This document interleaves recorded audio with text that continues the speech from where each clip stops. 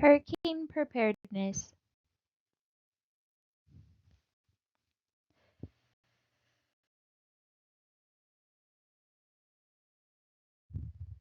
What is a hurricane? A hurricane is a type of storm called a tropical cyclone which forms over tropical or subtropical waters. When storms' maximum sustained winds reach 74 miles per hour, it is called a hurricane. There are categories based on hurricanes' maximum sustained winds. Categories are 1 through 5. The higher the category, the greater the hurricane's potential for property damage. So hurricanes, they form from warmer waters, which is why they form more in the higher, hotter months.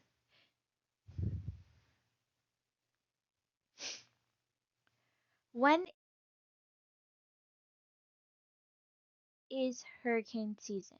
Hurricane season begins June 1st and ends on November 30th. Although hurricanes can and have occurred outside of this time frame, during peak season, the majority of hurricanes tend to hit during August through October, with September being among the most active of months.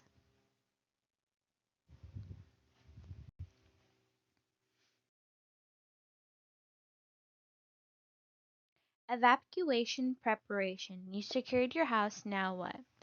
If needed, make sure that your local shelters are pet friendly and make sure you know where they are. You need to take enough supplies to support your family to ride out the storm from 3 to 5 days. And don't forget your pets and their food. My pets are like my family. They should be like that for you too. Whenever you get a pet, you need to understand that you have to take them with you during circumstances like this. Make sure you have all of your medications you need. I would go to my local pharmacy and ask if I could get my medications for 90 days. They usually can do that. I would just do that because you never know when things are going to be back up and running. So I would just go and ask that. You may need to evacuate the area. If you're in an evacuation zone and you're told to evacuate, I would evacuate and listen. Don't be like that Hurricane Dan dude. Take important information like your social security card, your birth certificate, any important documents for your house. Make sure your vehicle is filled up with gas. I usually fill up 1 to 2 days before. Usually they run out of gas because a lot of people like to fill up tons of cans for with gas for their generators. Make sure you leave early to avoid the rush of traffic. People tend to drive crazy around these kind of times because they're filled with stress and anxiety, just wanting to keep their family safe. So the roads tend to get dangerous. So just be prepared for that and be safe.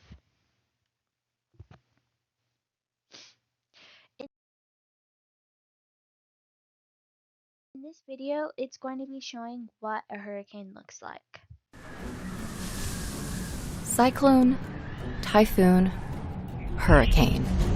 All of these names are used around the world to describe the most powerful storm known to man.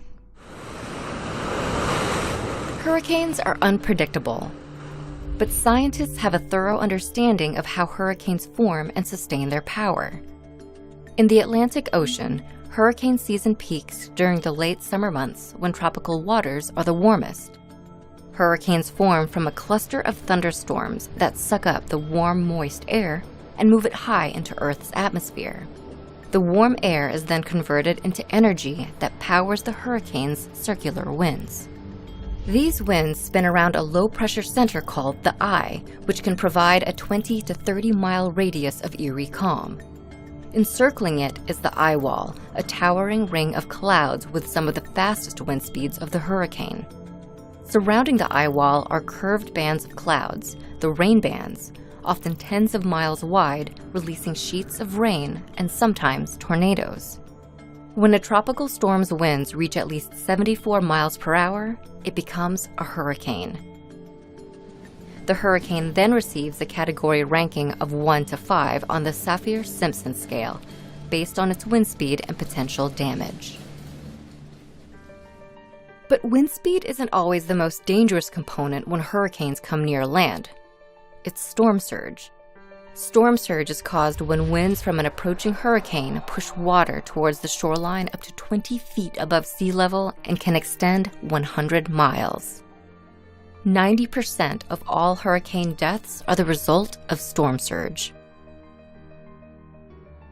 While hurricanes can cause mass devastation, just like other natural disasters, they serve a higher purpose within the global ecosystem. Hurricanes help regulate our climate by moving heat energy from the equator to the poles, keeping the Earth's temperature stable. Over time, science has helped us to better understand hurricanes and predict their paths, saving lives through early warning systems and helping us build better infrastructure to protect our cities. The more we study these complex storms, the better we can prepare for them and minimize their impact on human lives.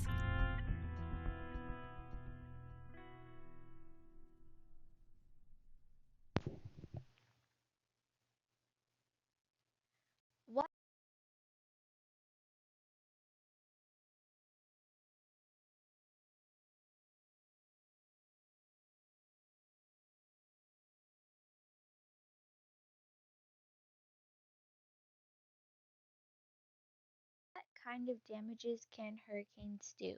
Hurricanes can cause a wide range of damage, primarily from high winds, storm surge, and heavy rainfall.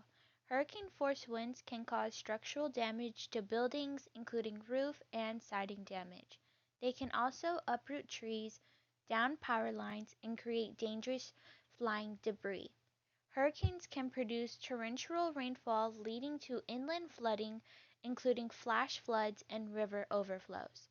Flooding can damage homes and create health hazards.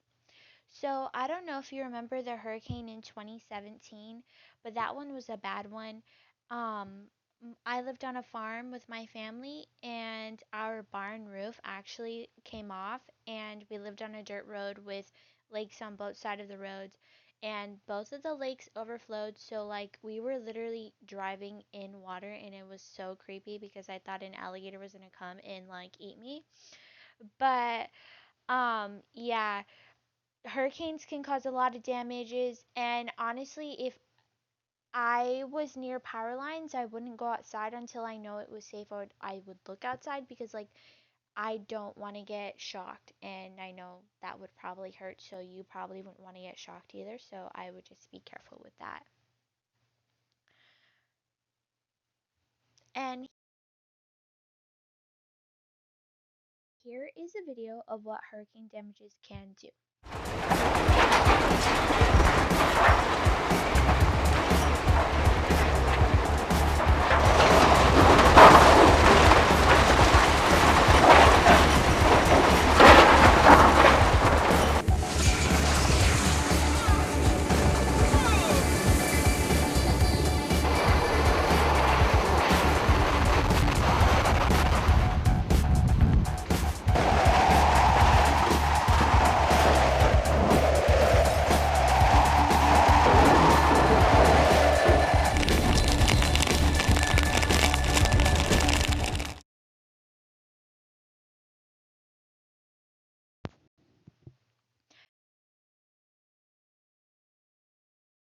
Here is another video of what kind of damages a hurricane can do. Well, we just got back from Horseshoe Beach, where we may have seen the worst damage in the region, and where tonight many are still trying to start the cleanup.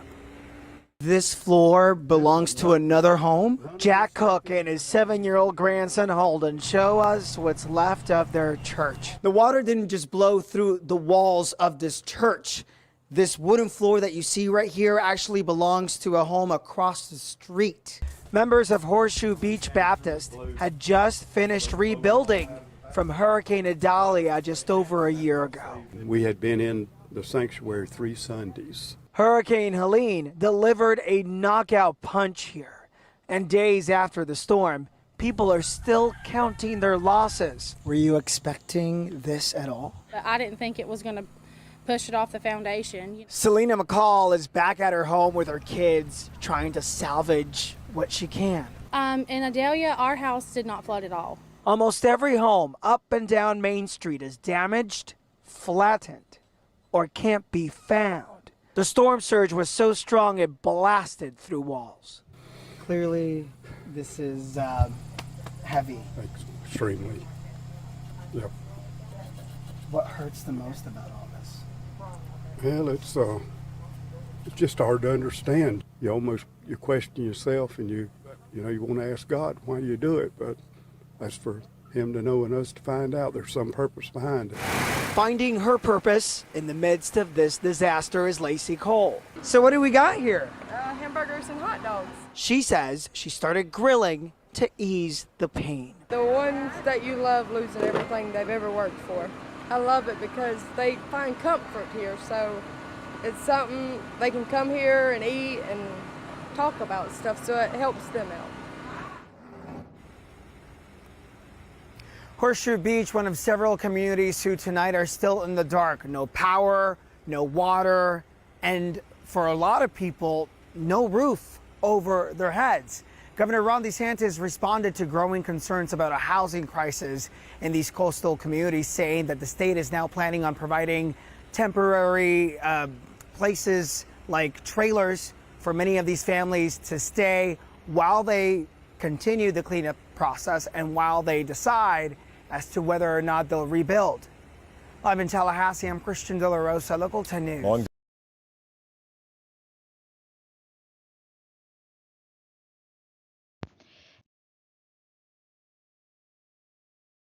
How to prep for a hurricane. It is important to create a kit of supplies that you can take with you if you are forced to evacuate, and also this kit will also be helpful for you if you're able to stay in your home. In your kit, you should include non-perishable food enough to last 3 to 5 days and water enough to last 3 to 5 days. You should also have a first aid kit including any prescription medication you may need. Like I said in an earlier slide above, you should ask your pharmacy if you can have medication up to 90 days. They'll do it for you so you can be over prepared than not prepared. You should include any personal hygiene items and sanitation items, flashlight, batteries, battery operated radio, waterproof container with cash and important documents like your social security card, your driver's license, your birth certificate, any house documents you may have, a manual can opener, lighter or matches, candles, and baby and pet supplies. I know during like the month either of July or August, in Florida they give you it's like a tax-free kind of thing for hurricane supplies so we all can prep for hurricanes and get some savings on those items.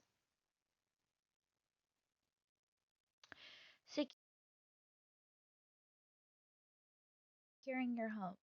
You should cover all windows with either hurricane shutters or wood. Bring in all outdoor furniture, garbage cans, and decorations. Make sure your gutters are clear and reinforce your garage door. So I know a lot of people like to put tape on their windows, but you should also cover your windows on the outside too. Yeah, tape will try and hold up some glass pieces if anything were to come through your window, but you shouldn't only depend on the tape. Power outages. Power outages. In case you lose power, here are a few things you can do to help be ready and stay safe. Make sure your gas tank is full and make sure to get extra gas for your generator. Charge your cell phone and portable chargers and limit use. Losing power can cause an uncomfortable side effect, which is no air conditioning. Try to prevent as much light from entering your home. Turn your fridge temperature down and/or freeze any food or water that can be frozen, and fill your bathtub with water for washing and like washing, meaning maybe like dishes or something, don't drink that water, and flushing your toilet. Here is a video of hurricane prep. Let's prep for a hurricane. First thing you do is bring in all of your furniture. Once everything is inside, you want to lay towels along the windows in case it winds up flooding. Next, you want to fill all the bathtubs in your house in case the water goes out. This is going to be your bathing water over the next week. Once your house is secured, you're going to go to the grocery store and get water and non-perishables. Publix is ready to go with the water. Good rule of thumb is to get 1 gallon of water per person per day. This is the only non-perishable item I'm getting. Fill your car with as much gas as possible. As I'm filming this, the hurricane just became a category 5. Get extra gas if you're able to, especially if you have a generator. It's like 2 days before the storm and it's already so badly flooded here. Probably the most important thing is to get your medications right now for the next 2 months. I'm a severe asthmatic, I'm stocked. Walkie-talkies are also very good to have in a hurricane, I just don't have any. Lastly, you should get a board game to pass the time because the power is almost guaranteed to be out. I got Boca Raton Monopoly. If you're in an evacuation zone, please do not ignore this. This hurricane has increased in strength every 12 hours. We've never seen anything like it out of the Gulf of Mexico. It's always better to be safe than sorry.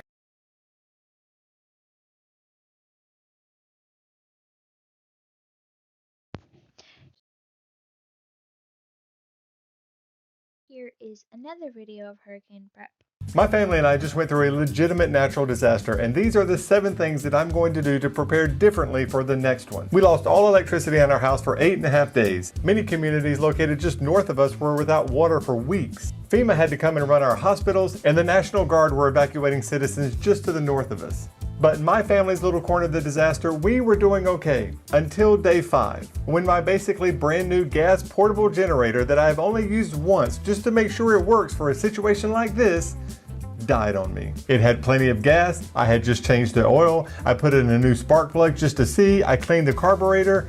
Nothing. It was dead. Would not start. Kaput. It turns out it died because of a mistake I made 2 years ago in preparing for this very moment. And this video is all about those mistakes. The majority of my mistakes deal with the generator, so let's start with that. For starters, when I bought the generator, I got it going and tried to test that it could run everything that I needed it to. Years ago, I actually made a video on this channel showing that it was running multiple refrigerators, all the appliances that I thought I was going to need. I thought I was set. But one of the mistakes I made initially was not actually calculating how long my gas supply was going to last. And I should have known, it's written on the box how long at 50% capacity it's going to last, but you don't really know how much wattage you're going to use until you need to. So one of the tricks is to not just have a generator in times of crisis, but to ensure that you know when you're going to need it the most, how long it's going to last running the appliances that you think you're going to need in a state of emergency. One of the best pieces of advice I hope you take away from this video is take your generator and do a practice run. Pretend that you don't have electricity anywhere in your house, hook it up and run it for 24 hours straight. Because you're never really going to know how long your generator is going to last until you put it through the paces. Are you running 1 refrigerator, 2 refrigerators, a refrigerator, freezer, toaster, microwave? Every time you plug something in, it's just sucking that much gas that much faster. Which brings me to my next biggest mistake, and this was the big one. It came down to the gas. I had enough gas, I used the right type of gas, I stored it inappropriately. I had the right jugs. The reality is beneath the studio where I make all these videos is the shop, and I just didn't want to smell like gas up here. I was being lazy. I stored my gas cans outside.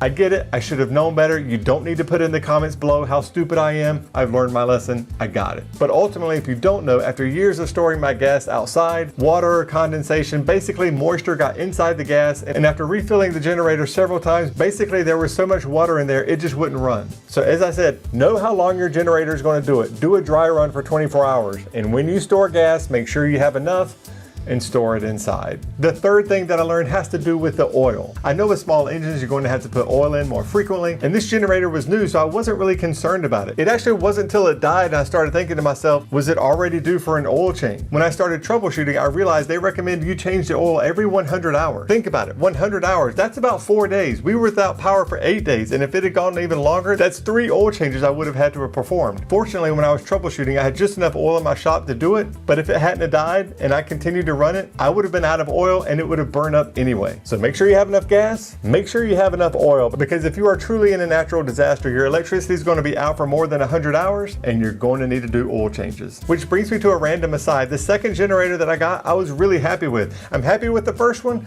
This Generac generator actually has a breaker included in it, and in addition, it has a digital readout of how many hours the generator's been running, which is crucial because you're not going to sit here and do the math at home. Once it gets to 100, you know you have to change the oil. So if you're in the market for a generator, I am happy with the second one that I got, and I'll leave a link to Amazon in the description below. So check it out if you're in the market. The fourth mistake I made was having too much confidence in my drop cord collection. I knew I had plenty of drop cords. The problem was the quality of them. I didn't really have a lot of heavy-duty, higher gauge drop cords. And ultimately I realized some of my drop cords weren't even made to be used outdoors. Obviously, because of carbon monoxide accumulation, your generator has to be at least 20 feet from your house. 20 feet according to the instructions. The point is, if you don't have higher gauge drop cords, certainly if you have ones that aren't meant to be outdoors, you're going to be in a little bit of a pickle. I also realized at that time that my coffee maker was a 3-prong cord and some of my drop cords were 2-pronged. I get it, in a natural disaster, how important is coffee? It's very important, okay? Back off. The point is, your generator is going to be far from your house. You're going to need plenty of drop cords. Be sure you have enough industrial or higher gauge drop cords that can actually handle the load that you're going to do. The fifth mistake I made was, while we had plenty of flashlights and candles, we didn't have a lantern. Flashlights are good for going around the house when it's dark and you're looking for something, but if you're just sitting around a living room with your friends and family, a lantern is perfect. So now that things have normalized, one of the first things that I purchased was this cobalt lantern. This one is nice because you can charge it 3 different ways. You can plug it in through USB, it's got rechargeable batteries, and it's solar. Obviously key for what we just went through. Use it throughout the night or charge it up throughout the day. Candles are nice, but when you've got kids and animals, they're an unnecessary risk for fire. For your disaster preparedness, get yourself a lantern and thank me later. The next thing I want to talk about is this the 6th or 7th thing? It doesn't matter. The next thing I want to talk about is how you're going to cook. Clearly we used our generator to have our toaster oven and microwave going, but the time between the first generator dying and the second generator being purchased, we had to cook. And I always thought that living in the middle of the woods, firewood would not be a problem. But again, poor planning, a hurricane went through and the ground was soaked. I couldn't get any of the fire to keep aflame. It was too humid for the charcoal. Ultimately, my wife had a brilliant idea to use the lint from our dryer. It's probably a little embarrassing how much lint we had in our dryer, but don't try and act like you don't have a butt ton of it too. We were able to light that on fire, and using that as a starter, it was just enough to dry up some of our other logs and create a decent going fire. The point is, your wood is probably going to be wet. It might be too humid for charcoal. Have some starter logs ready. And it never hurts to have all the ingredients for s'mores on standby. So if you found this video helpful and informative, which I hope you did, click subscribe, and I'll see you next time.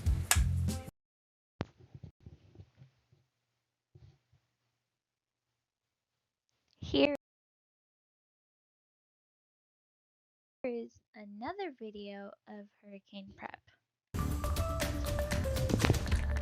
Now, just like you, I need to get my family prepared for the storm as well. I start with water. Now, follow me here. You need 1 gallon per person per day for 7 days. Now, I have a family of 5. That would mean 35 gallons of water. And you want drinking water. Don't forget non-perishable foods, crackers, peanut butter, jelly. Get things the kids and your family will like instead of just grabbing what's left over on the shelf. So if you have your plan and your kit ready to go ahead of time, you can actually get things that you know your family's going to eat. Chili is a great thing. Tuna fish, tremendous. You get chicken as well too. And of course, guys, don't forget to get utensils, paper plates, paper or plastic knives and forks, that type of thing. And don't be stuck without a can opener, because if you have all that food, it's not going to help you. But I do try and get cans that have the little peel top just in case. Also, guys, you need to be prepared to be without power for at least a week. So obviously flashlights, but don't forget the batteries. They will go, so get as many as you can. Now, you do want to stay somewhat clean, so have some paper towels. We'll use these a lot, and in fact, they could come in handy for more things than you think. And guys, don't forget a first aid kit. This is so important. You should have one already at your house, but get a good one just in case, because things happen after the storm as you may be cleaning up, and you may really need this. Now, in today's world, it's really important to stay informed. We will be broadcasting right here onto your phone with our 10 News app. So what you want to do is make sure you have your phones, you have your displays, things for the kids as well too. Have them charged before you lose power. Don't forget these as well, charging cords, because you can use other things like portable cords, portable batteries, and even your cars, although you do want to make sure that you run your car outside if you are going to charge this here. Stay informed through the storm. This will make you feel a lot more calm when you know what's going on. Most of the times you're going to be okay. Now, this is just a small portion of the list that you're going to need, so if you click on the description below, you'll find a full list there.